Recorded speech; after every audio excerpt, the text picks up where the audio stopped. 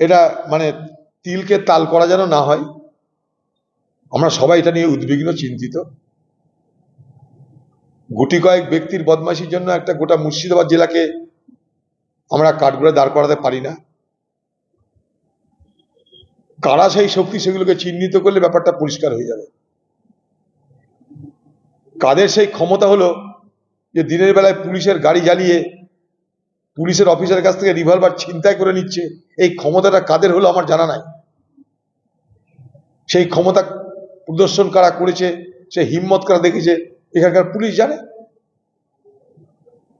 আবার বলছি, পশ্চিমবঙ্গের পুলিশ প্রশাসনকে নিরপেক্ষভাবে তদন্ত করার অধিকার দেওয়া হোক।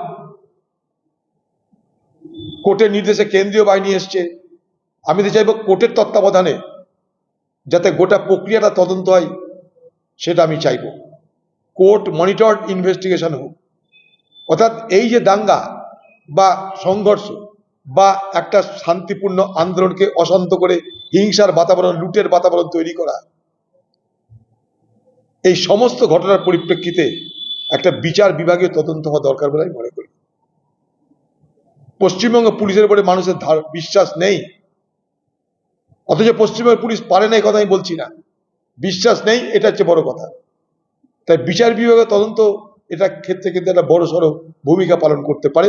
মানুষের এই যেটাকে বলে একটু অ্যাসুয়েজ দ্য ফিলিং, মানুষের মধ্যে যে মানসিকতা তৈরি হয়েছে সেটাকে প্রশমিত করতে গেলে বিচার বিভাগীয় তদন্ত কিন্তু করা যেতে পারে। এটার জন্য বিচার ব্যবস্থার কাছে রাজ্য সরকারের পক্ষ থেকে প্রস্তাব পাঠানো যেতে পারে।